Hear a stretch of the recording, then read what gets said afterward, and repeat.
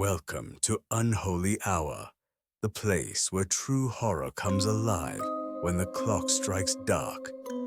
In today's episode, we uncover two chilling true stories that will haunt your thoughts long after you've finished watching. Prepare yourself. The Unholy Hour begins now in tonight's story. A quiet visit to Grandma's house turns into a nightmare when a long-dead relative makes her presence known. Every night at 3 a.m. Story 1. I used to laugh at ghost stories.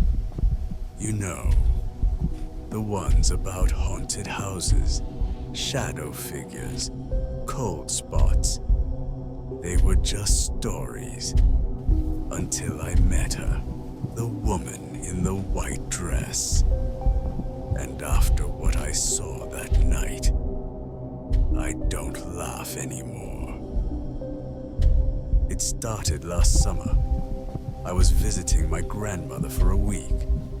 She lived in an old farmhouse, built way back in the early 1900s. Creaky floors, dusty halls, and the kind of silence that makes you listen for things that shouldn't be there. The kind of place that feels stuck in time. The first night was uneventful, a little eerie, sure, but nothing out of the ordinary, until I turned off the lights. That's when I heard footsteps, slow, deliberate, from the hallway outside my door. But when I opened it, nothing, just empty shadows. The second night is when everything changed. I woke up, no noise, no dream, just awake. The air in the room was ice cold. That's when I saw her, standing at the foot of my bed. A woman, wearing a long white dress that flowed down like smoke. Her face was pale, lips pressed tightly shut, eyes wide open, locked on mine. She didn't move. She didn't blink. She just stared.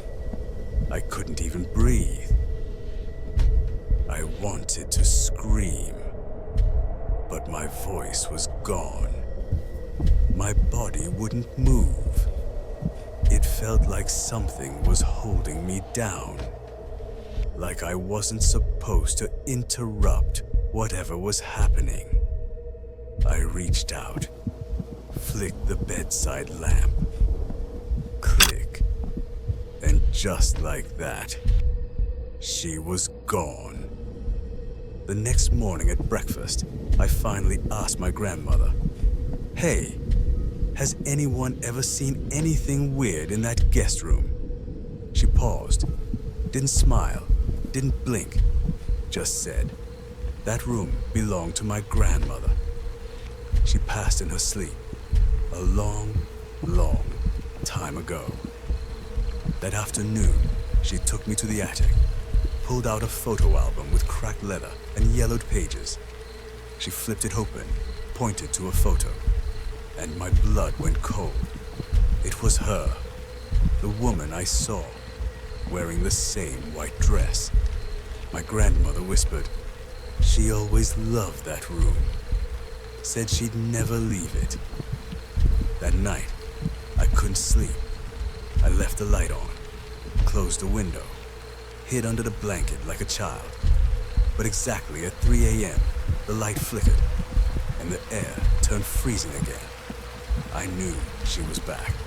I didn't look this time, but I heard the floor creak, and then I felt the weight, like someone had just sat at the foot of my bed. She whispered something that night. I couldn't make it out clearly, just a soft breath close to my ear. "You see me now." And then, silence. I left the next day. I never stayed in that room again. But the memory of her, it never left me. I still wonder why she came to me. Was it a warning? Was she watching over me? Or was she just lonely? Some nights, when I wake up at exactly 3 a.m. for no reason, I wonder if she's standing at the foot of my bed again. She died in that room. A real encounter based on a Reddit story. Subscribe for more true horror stories. Today's true story is about a childhood letter, a mysterious stranger, and a friendship that should have never started. What began with a balloon turned into something much darker. Story 2. You know, this story's always been really hard to tell. Not because it's sad or tragic or anything like that, but because people never believe me. They just stare, like I've lost it. But I swear to you, this happened. Every bit of it. It started when I was 6. First grade, bowl haircut, Velcro sneakers. You get the picture. Our teacher had this idea.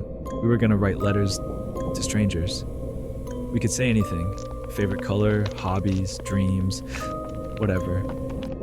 I wrote that my name was James, I liked spaghetti, my favorite color was blue, and I loved climbing this crooked tree behind our house. Even drew a little picture of me standing next to it, superhero cape and all. Then we tied the letters to balloons and just let them go. I forgot all about it. A few weeks later, my mom picks me up from school, but she looks off. She's holding this crumpled up envelope. She says someone wrote back. And I got excited, like really excited, until she said, "Let me read it first." She read it, and her face just changed. Blank, cold, almost scared. Then she said she lost it. I didn't know why, but I knew she was lying. Years later, I found it, hidden in this old box in her closet. Inside was a photo of me on our swing set, taken from behind a bush. And the letter, it said, "I saw your drawing. I know that tree. I stood near that tree." After that, weird stuff started happening. Cracked windows, leaves under my pillow. My favorite toy went missing and came back soaked. Like rainwater soaked. Then one night, muddy barefoot prints showed up on our back steps. Mom called the cops. They said it was probably just a prank. But she knew better. We moved. Fast, left everything. And for a while, it worked. Then when I was 12, I found this folder shoved away in the back of a closet at school. It had photos of me walking home, eating lunch. One of them was taken from inside the school.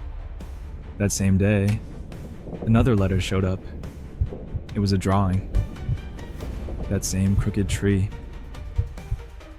Only this time, the stick figure was hanging from it. Underneath, it said, "Still watching." That night, I stayed up late. Around 2:30 a.m., I heard gravel crunch outside. I looked through the blinds, and someone was just standing there, right at the edge of the woods, watching. In the morning, they were gone. No tracks. Nothing. But my mom believed me. Yes, Nebum. We moved again. Years passed. I went to college, new state, new city, new life. I thought it was over. But then one morning, I'm walking to class, and this guy bumps into me, drops a folder. I help him pick it up.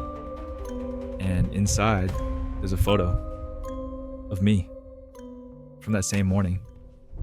He looks at me, and he smiles, and he says, "You dropped this."